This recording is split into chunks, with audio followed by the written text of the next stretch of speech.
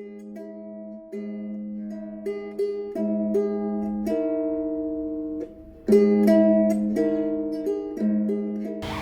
welcome to this episode of the Baobab Sessions. My name is Tatenda Nzingha Mazowe, and today I have the privilege of speaking to Lebogang. Lebo, would you please introduce yourself to the audience? My name is Lebohang Mojapelo. What else should I say? Okay, we can jump into it, Yeah. right? Okay. So the point of this entire experiment that is called the Baobab Sessions as it is to capture the zeitgeist. So what is happening in present day South Africa? Your audience is open, your audience is receptive. Now I'm standing before you, sitting before you. And if you had to introduce yourself to someone who is open-hearted, who is present in the experience of you, and is completely aware of who you are, what would you say? Oh wow, I mean that was quite elaborate. I guess I would just say I'm a teacher, I'm a writer, I'm a good friend, and yeah, I also enjoy living in Johannesburg in South Africa. Okay, so I'm really curious as a Zimbabwean who lived in the diaspora. I know you shared with me before we got a camera that you're also Zimbabwean. Yes. I had this illusion and this fantasy of being Zimbabwean because I moved here when I was 4 years old. And so I want to ask you about the process of becoming in Zimbabwe. When you became conscious of how people read your body and what labels they gave you, like your race, I don't know if that was a big thing, your gender, and whatever else, you were labeled and where people created expectations around your embodiment. Oh wow. Well, I think growing up in Zimbabwe was fairly easy up to a certain point, of course. Especially if you grow up in more of like a middle class space, things just kind of moved and were kind of smooth. You go to school, you come home, it's comfortable.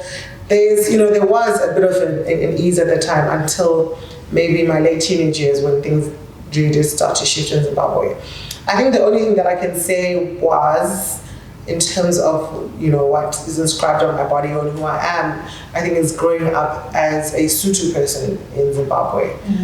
Zimbabwe is a very Shona nationalistic country that is not very great with difference, and considering the way that they Shona nationalism, as represented by ZANU-PF in a lot of ways, has treated other people, especially like Ndebele, the way Shona people have treated people from Malawi or from Mozambique.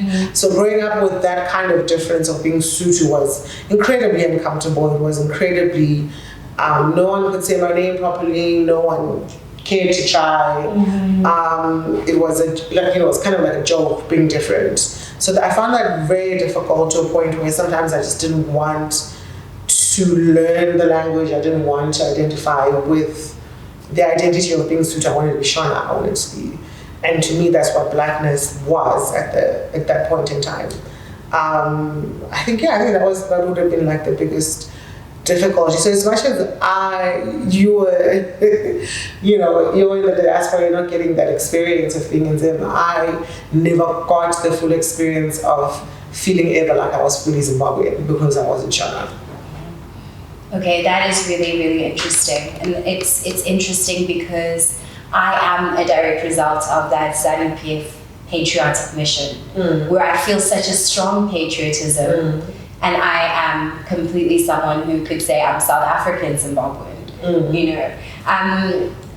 Was your family in Zimbabwe because of exile? No, my father's family, which is the Sotho side of my family, comes from my great-grandfather who migrated in the 1890s from South Africa, from then the Transvaal, which was just before it became Rhodesia actually. He migrated actually with the Rose Pioneer column as a farmhand and a missionary, and that's how my father's side of the family came to be in Zimbabwe. So I'm literally like, what, third generation Sotho in Zimbabwe. That's so interesting. Yeah. Okay, so there's an idea that I like to speak about, which is the idea of self-sense. And that is who you know you are. And then the idea of self-esteem, which is how you feel about yourself. Did growing up as someone who's ethnically seen as non-Zimbabwean, but who is for all intents and purposes Zimbabwean, have an impact on your self-sense and its relationship to your self-esteem? I think it definitely did. I think I never, because of not feeling exactly like that you actually belong, you do feel lesser in your presence. I wasn't confident about my name or saying my name or people knowing that I am that different, because then being different wasn't something that was received well. So definitely, I think so. That my idea of myself was feeling a bit lesser than the community that I was around. And would you say that there was space to be? Because being is so important, right? Like, you're experiencing you, and I cannot for one moment imagine what it is to be in your shoes. I can empathize with you, but there's moments where you're free and you just are. Did you have moments that where your being was accommodated as opposed to your whatness or your where fromness or your labels, and what did that look like?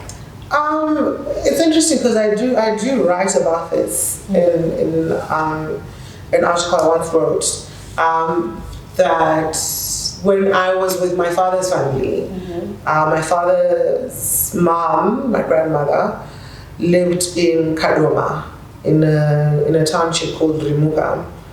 And that is where, like, you know, on holidays or all of this. So it was always lovely because my family, like my father and his siblings, are speaking Sesotho, along with my grandmother. My grandmother had her cousin who used to live with her, and they used to speak Zulu together because my grandmother's family is Zulu, and we used to sing hymns in Sesotho. We would, it was just nice coming together with family, and it was normal. It was normal to speak Sesotho. It was normal to sing in Sesotho. It was normal to speak Zulu. It was normal to be whoever we were, and that everyone in the house had Sotho names. And yeah, so it was nice. It was a very comfortable feeling. It was, I think, the few moments in my life where I really felt like, okay, it's okay to be who I am, but also to understand who I am, to be in the roots of who I am. So definitely. And at any point in time when you came back to South Africa, like 1, 2, 3 generations later, did you have a sense of dissonance? Because you are speaking a language that is spoken here, but your culture, you almost got socialized in Zimbabwe. Did you experience any difference there? Yes, of course. I think I struggled because there was an expectation of what a Sotho or Pedi woman is and sounds like, and all of those things, which I'm definitely not. And I speak more Shona than I do Sotho.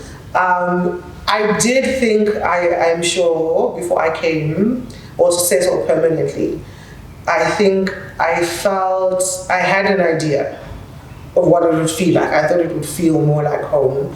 I thought it would be more accepting.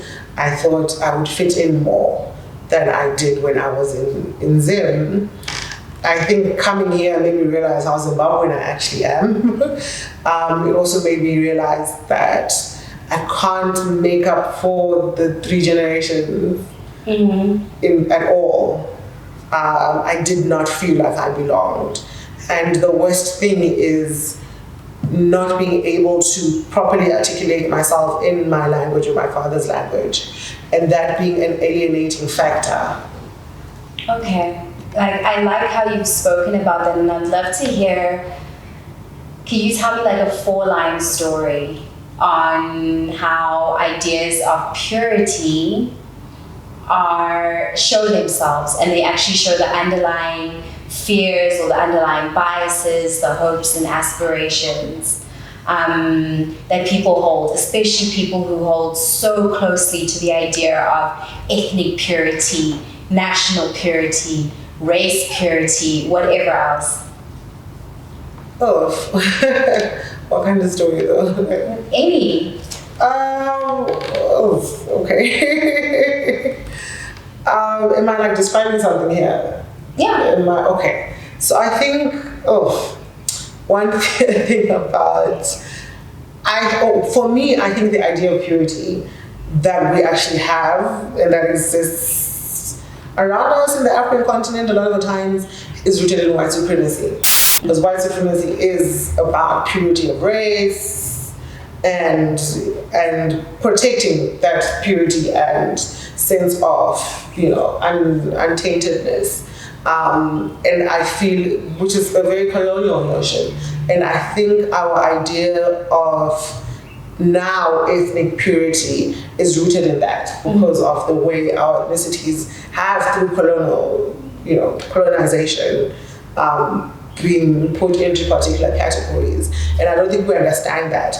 And I think a lot of the times when we even say, let's go back and figure out who we were, we are doing it with that same lens of purity, of finding what is the thing that was really ours in an untainted way. But it's problematic because then our history always begins and ends then with colonization. But if we want to go back before that, I think what I was saying earlier to how it was part of our cultural behavior that we moved, that we exchanged, that we interlinked. So the idea of purity is not helpful as a lens or as a form of trying to understand our past or our present. So still on the topic of identity, could you let me know if you have some identities that you hold dear to you, that are your most important identities, and how you think about your identities? Yeah, so I think the thing about identities, I don't think there's anything that I particularly hold in that sense, because I mean a lot of it is inscribed on us, so like being a woman, Black, being African, I feel like are incidental in a way, but are also fallible in many ways, because in the end, it's very much social constructs. Like, am I really a woman? Am I really Black? But like, is there anything edifying and non-fallible about being Black? So I don't hold them to a particular esteem. I live with them. That's interesting that you live with them. Because then I wonder what your thoughts are on cultural policing or identity policing, where groups define who can and cannot belong to their groups, their cultures, or their identities. Do you think that it has any relevance? I know the affect has relevance, but do you think the practice itself has any relevance? I think it's a difficult one, especially when you're talking about groups that have been marginalized or victimized. So I can understand the need and desire to come together and keep it and, find it edifying for it to be special and small and limited. I can completely understand the desire to do that. But it's also a thing of then what does that mean for our society? What does that mean? So I mean, I can understand it, but I also don't know how I feel about the effect it will have on the kind of society that we need to be building. And what is your vision on that kind of society? I think we need to understand that a lot of the categories of identity that we've created are out of, the need to oppress, are out of hatefulness in a lot of ways, but also what we also do, like let's say the category of blackness, and there's so much work that has been done in the category of blackness, and edifying it and saying, you know what, there is something distinct about this. We have a certain cultures and traditions that are special. We are beautiful. We are all of those things, especially coming out of, you know, having been marginalized for so long. But then also essentially, is there real freedom to be found within blackness ever? If our starting point is blackness, will we ever reach a point of actual freedom? So I want us to be free. I really do. But I don't know how we get there.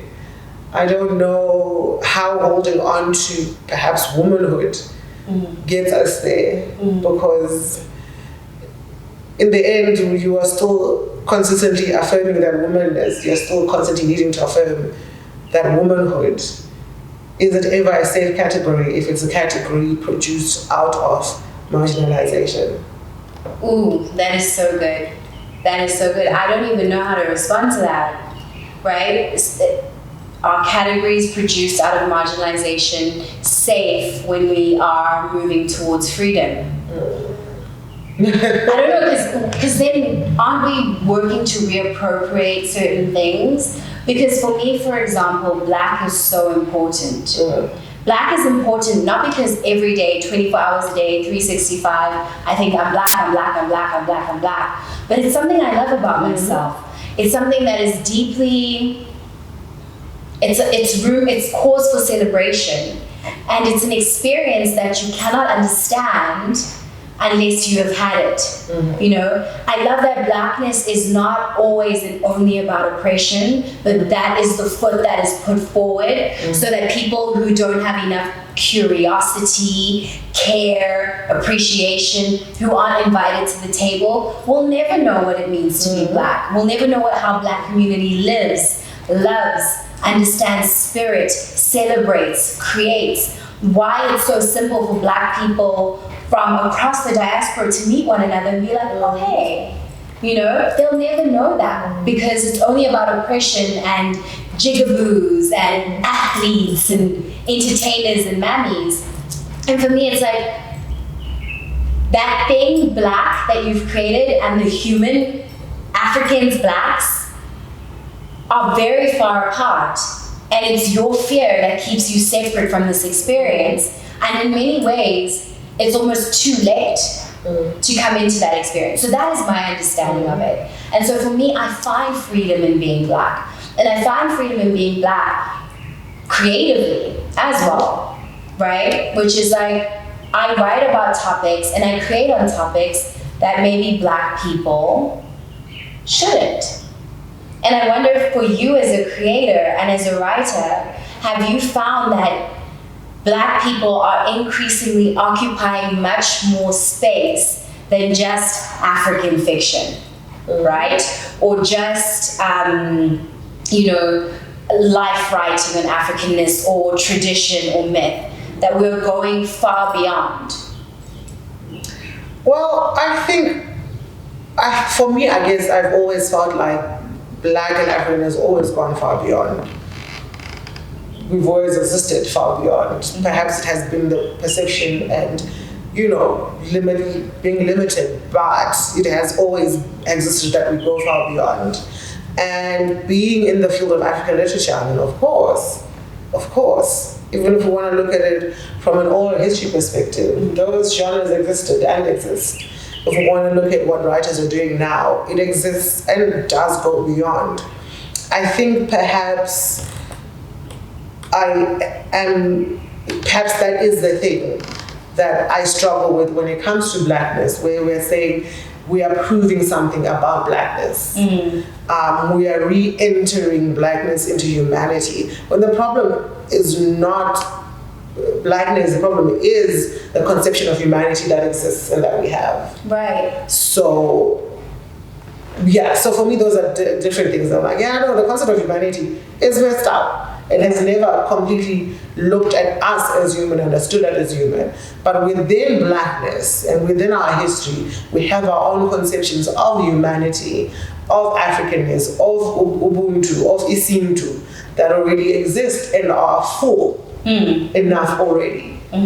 That I don't even need for them to interact in any kind of way, because we have discovered that and we live in it.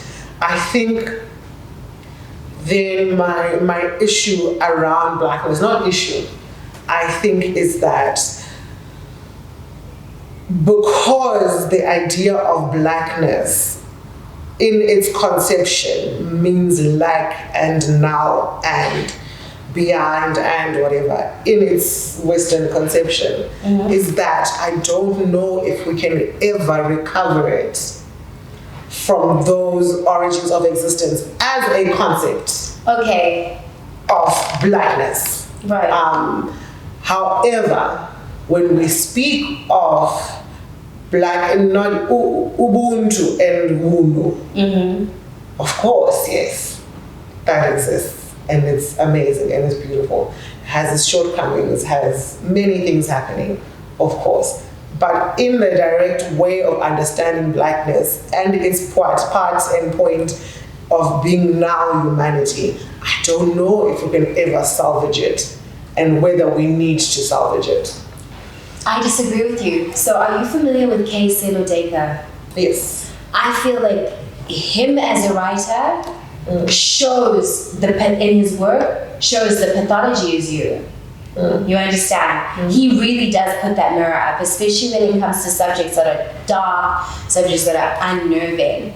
And the way I see it is that there's not enough of that, because we are still experiencing those questions of black, black, black, black, and those experiences of black, black, black, black. And yet there's that self-reflective state from the outside still hasn't materialized any sort of necessary change, hasn't materialized any sort of essential transformation in the way that non-black populations engage with blackness. I don't think that they are confused or need enlightenment. I feel like they know, they don't care. What matters to them about how they choose to see us or portray us is about them and their own, maintaining their own identity, because they like being better, they like being more, they like being whiter, it's not that they don't know, which is why they are anxious half the time, which is why they are anxious all the time, which is why they bring out a gun, which is why they call the police immediately, whatever. It is anxiety, because if I really choose to give you that thing, who do I become? I'm now the nobody. I'm now the clear no. They understand, they know, they see it. But they like to maintain things as they are because it works for them. There is no dialogue that is going to happen. There is no enlightenment because they have it. They understand it. They choose. That breaks my heart. That actually, it breaks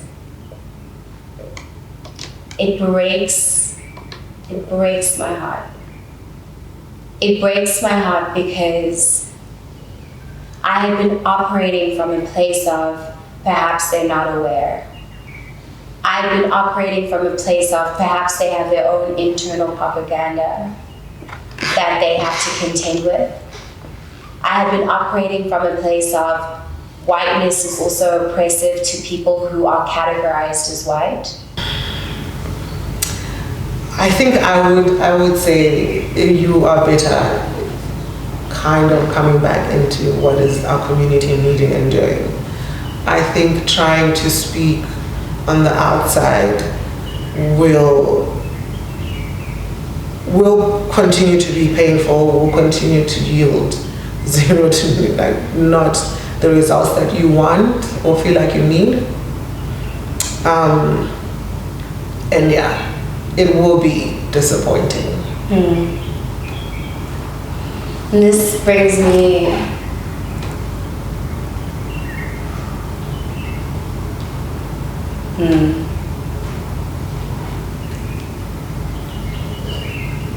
You're right. my heart, like no, my heart, it just, I'm a parent to a small boy. And I don't know where to place my heart if I have to accept that some of these things that terrify me about whiteness, about the Middle East's approach to Africa, about Asian positions and approaches to Africa, about the North Americas, the South Americas, terrify me. That it's not about speaking, it's not about communicating, it's not about educating, that it is chosen. And being a parent, it really breaks my heart. It breaks my heart because I want to see a world where radicalization is over. Where because when I was growing up, my mother always used to say, if you let them, they will break your children. This is something she would say to her friends. And I wanted to believe that that was an early post-colonial moment. And that is what we needed so that we would stand. That it's not something that we have to remember every single day for the rest of our lives, that our children need to know, that our children's children may need to know. And that is what you are reflecting to me right now. And it makes me wonder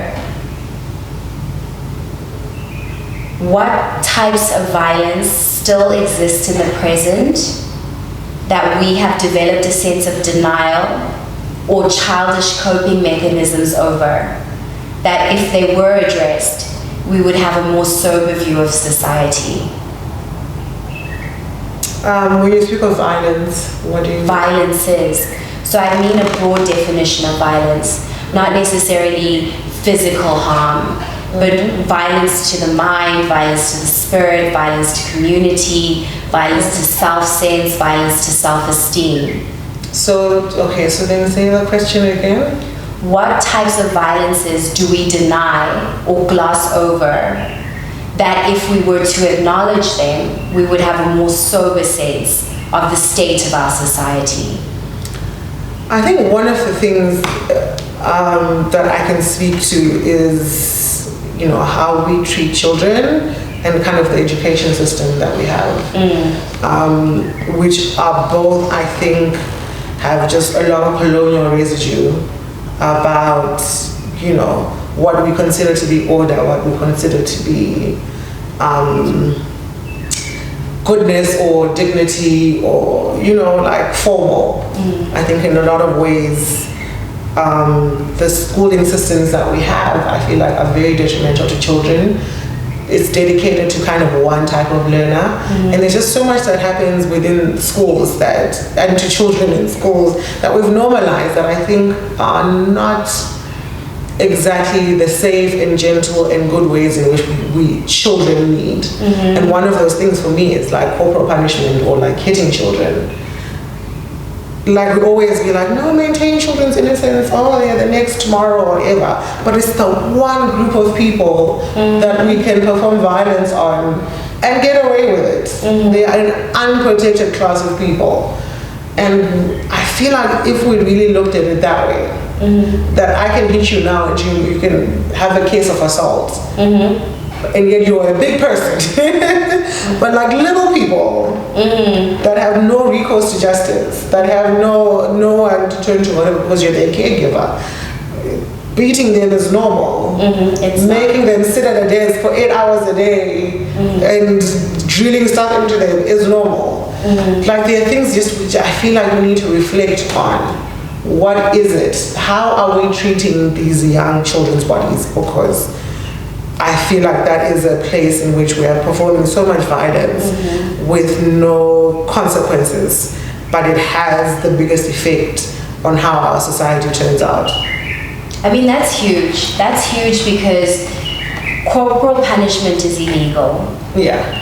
But children can still experience passive aggression and grow up thinking there's something wrong with me. And the reality of the situation is there isn't. So how do we shift that? Do we shift the language that we give children, the tools that we give children in school, so that they understand that this should not be normalized? And if we shift their perspective, what power do they then have to change their circumstances? So I think it's not about sort of like children having the power to change their circumstances. I think that once we kind of change the way we educate children, a lot of the systems, a lot of the things that we struggle with now have the possibility to disappear. I think sort of like things like gender-based violence, I think kind of the way oppressive or workplaces, the kinds of ways we manage our workplaces and people and employees can shift once. The kids are like, no, there are boundaries. No, this is the way things should work. No, we want better or we deserve better. Those kinds of things can shift. But we just really need to approach childhood with more gentleness and less violence. And even though we say that corporal punishment is illegal, but in the language, in our societal everyday language, it is very much permissible. It is very much looked at as normal. No one is reporting another one for doing it. In fact, they're encouraging them. Why don't you beat them? Why don't you? Like, it's still very much in our language, in our psyche, in the way we interact with children. Like, it's a very normal part of it. And I feel like that is, it's a huge problem. I agree with you that it's a huge problem, but also something that I've noticed is society's obsession with portraying childhood as this innocent experience. Yeah, of course. While simultaneously, what you said, them being this unprotected class of people, there's something insidious about that. If I try to unpack it, like, is there anything? Do you have thoughts on that? Like the nature of that dichotomy? I think there is an obsession with innocence, and I think the reason that we insist on innocence is because there is the pleasure of taking it away. There is pleasure in beating and removing that innocence. There is pleasure for pedophiles in being the ones who remove, they want to consume the innocence. There's something about it that they fetishize and need and desire outside of it. So I think the two work well together. The consistent imposition of innocence in children and the need to take it away in violent ways work together. I mean, that's a huge truth. There's a huge truth in that, but the thing is, what I find sad and sick is the very people who experience these childhoods, they grow and they try to protect the adults who encroach on children's innocence, who encroach on their sense of safety and security, who beat the child, and people say, well, no, you must instill discipline. But by the same measure, it's almost like through those acts, and I'm not saying that there's a litany of pedophiles or child beaters, but through those acts, children are then groomed to accept that there is a certain level of violence in life. I mean, they grow into adults who will then have certain degrees of comfort with violence. Yes, definitely. And so maybe there's something in that. There's something in that as to why people then choose to be protective of the violences they choose to inflict on others, right? And this makes me wonder about generational trauma.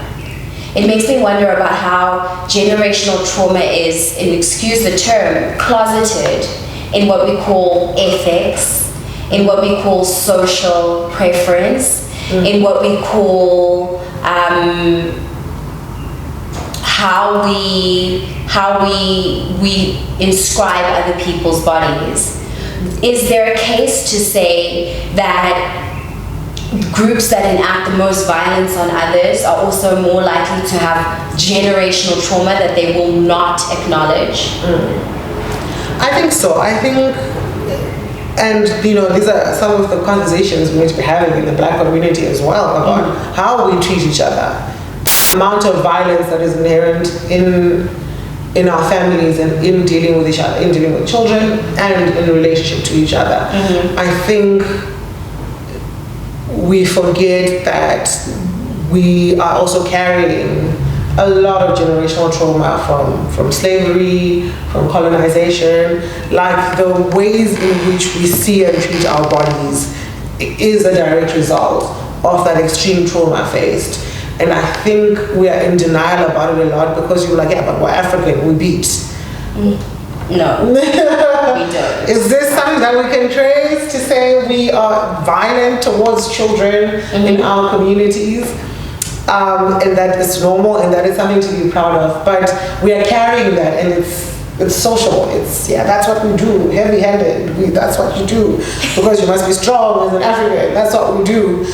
But it's a problem. And I feel like that very thing we're speaking of is a form of generational trauma that we just keep reenacting and keep down. But do you know what else is really scary about African communities? So I have to take it back to another instance, which is pedophiles, right? The way that African communities protect pedophilia. The way that it's seen as a case of that bad uncle who then has to move away and, after a few years, now everything must be fine. I find it very disheartening that the face of pedophilia is a creepy white man, right? When so many perpetrators are black, when so many perpetrators are women, when so many perpetrators are non-black and also non-white, they may be people of color, right? Why is it that we feel the need to boil down that class of individuals, especially considering the lasting harm that they do, into this caricature of a white man, while simultaneously protecting people who perpetrate those actions within our own communities? Well, I don't know. In which space is like the white creepy man, the predator, or the pedophile? That is the face of pedophilia. Okay. So if we look at the people who are prosecuted for pedophilia, it's a disproportionate majority are white men, right? But if you look at, the number of people who say they've experienced sexual abuse, sexual violence in their lives, across the board, it's a colorless thing. And we can't always perpetuate the idea that it's stranger danger when we know for a fact that most people who harm children are people who are close to them. Yes, I think I would definitely agree that the idea of the stranger is, has perpetuated this idea of rape or whatever. But indeed, it's more likely to be someone you know. It's more likely to be a family member. It's more likely to be a teacher and all of those things. But I think we know it. I think we are very, very aware. We know it. I think, which is why your mom will be like, oh, so and so's coming over. Why are you wearing that? Go and wear pants. Go and wear a dress. They are very much aware of what is happening in those spaces, and it's really unfortunate that we don't report a lot of these people to the police. We don't take much action within our families other than, well, that's how it is. Disappear him for a while or whatever. It is, and I think that is, I don't know how we maintain our families, honestly. No, but that's the thing, is like, I worry about alternative dispute resolution in African communities. Honestly. I truly do, because are we resolving something? Because in my research, a lot of people spoke about how peace is important. Yes. But between families, peace is important. But the negative externality of peace is important within a family. Is the normalization of certain practices. Yeah. So this person, whoever it may be, or that person, or these people, are taken away for a while, but then they come back into the family, they're reintegrated into the family system, and life goes on, right? And for me, is that an example of Ubuntu, or is it an example of the spirit of African traditions, the spirit of African practices being corrupted for convenience? I definitely think it's the latter. I don't think that we could call that Ubuntu. Because my concept of Ubuntu is to one of the things is just that children are central to the community, children are the important people. So if one situations in which the children are not protected and those who place harm on children are not prosecuted, like that is, I feel like that is a twist of our traditions. I don't know. I think it would be interesting to speak to a historian here, or maybe a philosopher, about what is it? Where did this African family become this? Because, like you said, it's not even about peace; it's about the appearance of peace, which means silence, and that is the important thing, and what it looks like to everyone else. I don't know where that comes from. But do you know, when I look at it, I look at the greater society, and I want to think about the reality that slavery was built on the back of rapists, right? Yeah. And in the colonial experience, there was a lot of rape, and there was a lot of sexual violence. I do not believe for 1 second that stopped, or that people who had grown up normalizing raping blacks or raping aborigines to produce, to change the racial profile, that once democracy clicked over, that ethic would then stop. Because then where would violence go? Yeah. Where would that treatment then go? You understand what I'm saying to you? And for me, I wonder why we feel as though it's okay to assume that these kinds of violences are black problems. Because if I think about the profile that you've created of a non-black person who is ignorant, they would say, of course that happens among black people. But why do we not have that spoken about on a wider scale in a post-colonial period? Where is white male violence going now? And how is it being enacted? And I think I remember someone was tweeting about Orania and about how amazing it is, or whatever, and then and one of the things that struck me that I immediately thought about, I was like, we need to talk to the women and children in this space, because anytime I see a protected unit or environment that is represented by some kind of religion or supremacy or whatever, one thing you're going to know for sure is that there is a hectic patriarchy going on and hectic misogyny going on. And in spaces like that, like Orania, especially understanding the propensity that white men have to violence and in maintaining patriarchal kind of structures.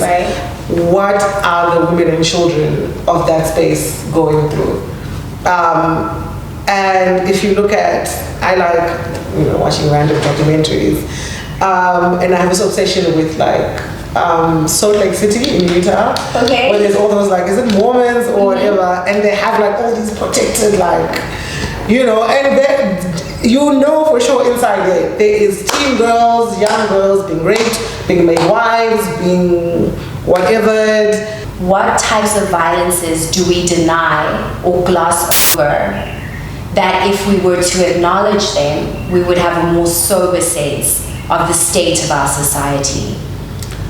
I think one of the things that I can speak to is how we treat children and kind of the education system that we have, which are both, I think, have just a lot of colonial residue about, what we consider to be order, what we consider to be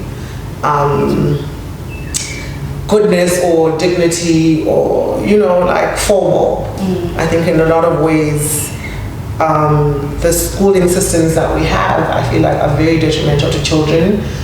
It's dedicated to kind of one type of learner, and there's just so much that happens within schools and to children in schools that we've normalized that I think are not exactly the safe and gentle and good ways in which we children need. And one of those things for me is like corporal punishment or like hitting children. Like we always be like, no, maintain children's innocence, oh, they're the next tomorrow or whatever. But it's the one group of people that we become violence on and get away with it. They are an unprotected class of people. And I feel like if we really looked at it that way, that I can hit you now and you can have a case of assault. And yet you're a big person. But like little people that have no recourse to justice, that have no one to turn to because you're their caregiver, beating them is normal. Making them sit at a desk for 8 hours a day and drilling stuff into them is normal. Like there are things just which I feel like we need to reflect on. What is it? How are we treating these young children's bodies? Because I feel like that is a place in which we are performing so much violence with no consequences, but it has the biggest effect on how our society turns out. I mean, that's huge. That's huge because corporal punishment is illegal. Yeah. But children can still experience passive aggression and grow up thinking there's something wrong with me. And the reality of the situation is there isn't. So how do we shift that? Do we shift the language that we give children, the tools that we give children in school, so that they understand that this should not be normalized? And if we shift their perspective, what power do they then have to change their circumstances? So I think it's not about sort of like children having the power to change their circumstances. I think that once we kind of change the way we educate children, a lot of the systems and a lot of the things that we struggle with now have the possibility to disappear. I think sort of like things like gender-based violence, I think kind of the way oppressive or workplaces, the kinds of ways we manage our workplaces and people and employees can shift once.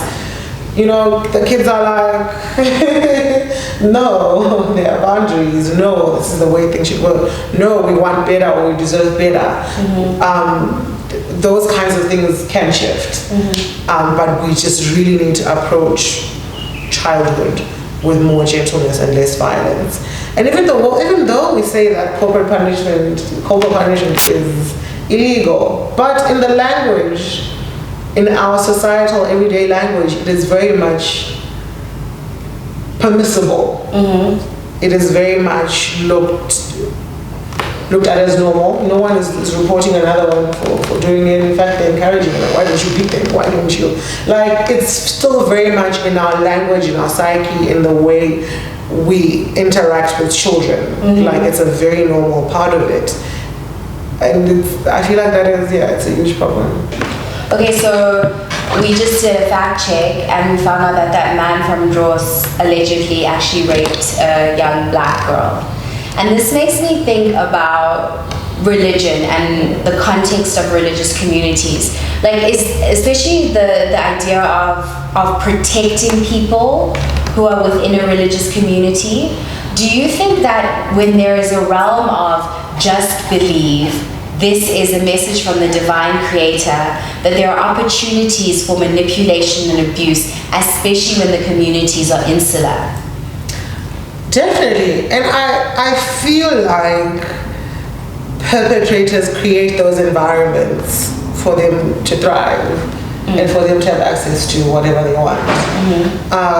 Which is why there's no religion in which you're not going to find some pedophile, some big religious leader who was sexually assaulting young girls or women or whoever, like everywhere. And I feel like it is fertile ground for that to happen. And I feel like one of the things that when we're really analyzing perpetrators is the lengths they'll go to have access to what they want. They will create cults, they will create institutions in order for them to have access to victims.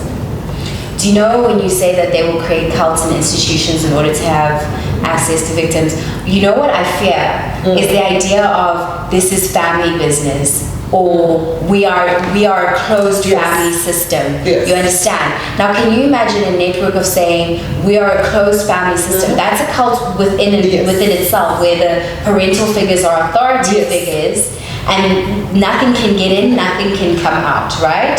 And then it grows and it grows on a community scale. So for me, it's like when you say that, I didn't realize the opportunism in it. I didn't realize that the spiritual, the religious, the cultural, the blood related could be used as a what could I call it? As a way of creating a cult, but as a way of really perpetuating a psychopathy that is then passed down from one generation to another. I want to ask you in the context of this, and I'm really feeling the need to like speak about generational trauma and really speak about, you know, mind state as well. We can speak about trauma, but is it possible from one generation to another, because of behaviors, because of opportunities to be insular, because of a persecution mentality, for us to then have mental states and mental issues that are passed on from one generation to another? I definitely believe so. I definitely believe, because one of the leading causes of mental health problems or mental illness is trauma. Right. And I think if this trauma is experienced in particular ways and that is passed down, I think at some point, particular very specific mental illnesses form and are passed on in the same family. But I also do believe psychopathy in itself is, because if you have, like, let's say these extreme Muslim families in the Middle East that believe in honor, like you have a whole family that really believes that if you as a young woman engage in something sexual with someone, even if it's rape, you have disturbed our honor and we have the right, in fact we have the responsibility to murder you. Right. That is a level of psychopathy, but imagine how it's shared completely amongst a whole group of people, that this is okay. Right. I mean, you know, it makes me think of Waco, and it also does make me think of African communities all over again, right? Because, and maybe there's something about colonization and that creation of separateness that then allows people to feel persecuted, or any sort of, you know, surviving any sort of fascism, which is what racism really is and colonialism really is, makes people feel persecuted enough that we then feel like we can insulate ourselves from others to protect ourselves. And at the same time, we're perpetuating those violences within ourselves. So it makes me think about how trauma affects us on a psychological and genetic level. And it makes me really wonder, are we ever able to individuate and to live from a place of free will if we stay within the very communities where we have experienced harm? So if you never depart and then maybe return or depart permanently, can you ever really, truly, truly recover and really have free will and choice from the conditioning that you experience through certain generational traumatic experiences or group beliefs? I don't know. I don't know if, I feel like from what I've experienced or what I've seen other people experience is that for the rest of your life you're really trying to get away from what was drilled into you. I think being a part of a cult or being a part of family situations that are, harmful and traumatic, especially speaking of whole formation, I think it's just something that never leaves you. Even if you leave the situation, you have to relearn so many things, and sometimes it takes a lifetime, which is sad. But I don't know if you can ever completely leave. You can heal, and you can always work towards healing, but I feel like it's a lifetime of... See, when people say it's a lifetime, I'm really very reticent, because to be forced to be in a cult-like situation or in a closed group is 20 years of your life, right? Until you leave high school. Or if you did your undergrad and you still lived in the same place. But if you do move away, it could be another 30 years to relearn, but it's not necessarily a lifetime. I'm very much of the sense that total freedom from conditioning is possible. Total freedom from adverse conditioning is also possible. And it does mean making the choice to be mindful and conscious, especially because people who grew up in indoctrinated family systems are more likely to be in abusive institutions, to choose indoctrinating belief systems, and to re-engage in indoctrinating communities, right? And it takes, I guess, grace or some goodness knows what to really shift that. But I do know that it is possible to shift. I don't know if I'm not saying it's impossible to shift, but I feel like you're going to be working on it for the rest of your life. Because imagine, yes, you leave for 30 years, but maybe within 10 years of your leaving, you're going to have a child. What does having a child and being a parent do for your body or for who you are in that moment when you know what your childhood was like, when you've been through whatever? So now you're reliving something from a different perspective because now you have a child. Or, there's always going to be encounters along your journey of life that will take you back to something or some moment or some way where you're going to have to pick it up and okay, this was off. Okay, how do I do this? Because it's in your body now. It's in every part of you, and you can't run away from it. And that's not to say you can't overcome it. That's not to say you can never live healthily while encountering it. It's that it stays with you, and we'll find different formulations of coming up. There's different ways that you'll be triggered. There's different ways that it always does come up. And for some people, you might still have those people in your life. You know what I feel about Black people being so prone to jokes and laughter and dancing and singing? It's genetic memory. It's genetic self-healing. So before we could say TRE or trauma release exercises, we were shaking and we were dancing. Before we could say, the sacral chakra is connected to your throat chakra, we were moving our waist. We were moving our waists and we were singing. Right? Our bodies, our genetic memory has activated to be hugely restorative and hugely healing to us in difficult circumstances. So it's almost as though there is a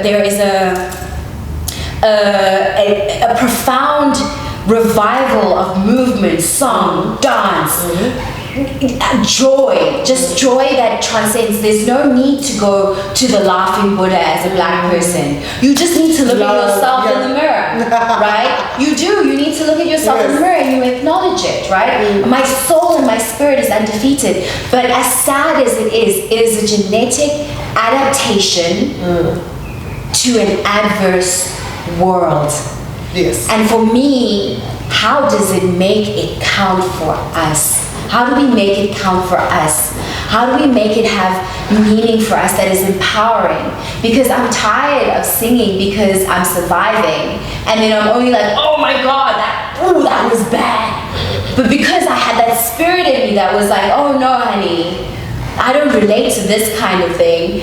You move through these circumstances, but how do we make it count for us so that we are not always singing because our genes are activated, winding our waist because we're healing our chakras, you know, and doing all of these things naturally, laughing. You know, it's an act of grace, absolute grace, but laughing and shedding tears and emoting and having feeling, because we're in a world that is like, whoa. How do we make it work for us? How do we use this and move to a point where we actually say, we are here to create another world now. We've done this generation after generation. There is more.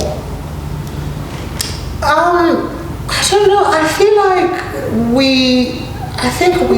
maybe because I'm in the writing world, I feel like we consistently create other worlds. The kinds of music, that black music, even when you listen to Amapiano, that is another world, because we are consistently devising and creating and inventing new forms of music. We created jazz, maskandi, Amapiano, so many different forms of music that form the basis of everyone else's music.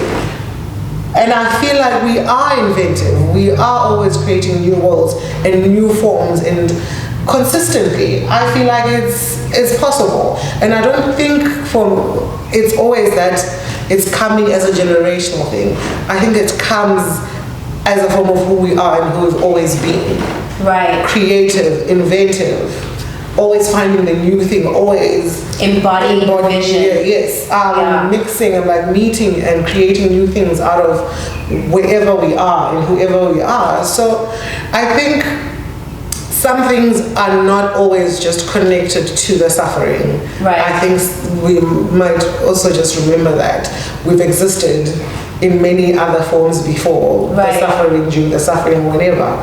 So yeah, I think we create because it's who we are. We're inventive because it's who we are. And how do we make that work for us though? Okay, yes? My battery's about to die, so wrap it up. Wrap it up. Okay, so pick up. 3, 2, 1. I think we make it work for us because we continuously create our own worlds. Right. I feel like we consistently we create newness, right? Which we deserve. We create progress in many ways, and more we are opening it up to anyone to create. We have more musicians, we have more fine artists, we have more writers, we have more musicians, we have more designers, we are multiplying. Right. And I think that's a beautiful thing. And I think sometimes when you're asking me like, how do we make it work for us? I'm like, I feel like you're going back to an idea of transformation rather than what we already have, which is beautiful. Right. And I think we are progressing in how we create and the things we create. If you had to contribute to another world, and I use the term protopia as in actively working towards transformation, as opposed to utopia, which is a seemingly idealistic state. If you had to say what your contribution is to protopia, to the transformation, what would you say it is? I think, I think we say a lot about what we do in terms of career-wise and sometimes our thoughts, but I think what is central to me and who I am for me is how we treat each other and how we hold each other. And I feel like that's the thing that makes the difference. And one of the things that I try to do and maintain is to be gentle with other people, to be kind to other people, and to see people for who they are, and be accepting. Also, accepting, I feel like, can be, patronizing sometimes. But I think just being able to hold other people with grace and gentleness and love. Right. Is something that I work towards and something that is central to who I am. And if that was to be my contribution, I'd be very happy. You'd be very happy? Yes. Well, thank you so much, gosh. Your energy is so empowered. It's real. It's so real. It is so... It makes me feel the sense of, you've picked me right up from that moment, that heartbreaking moment, into a state of actually, maybe there is a way of seeing the world that is accepting, but at the same time, also honoring what we are producing in the world, and realizing that the next frontier is for us to take ownership of that, as the bastions of joy, as the bastions of relating, as the bastions of arts and culture, as the bastions of movement, innovation, metaphysical thinking, as the bastions of all of this. I am excited. I am pleased that I got to talk to you, and I'm pleased that you shared this moment, because now this is available for so many other people to grow and benefit from. So thank you.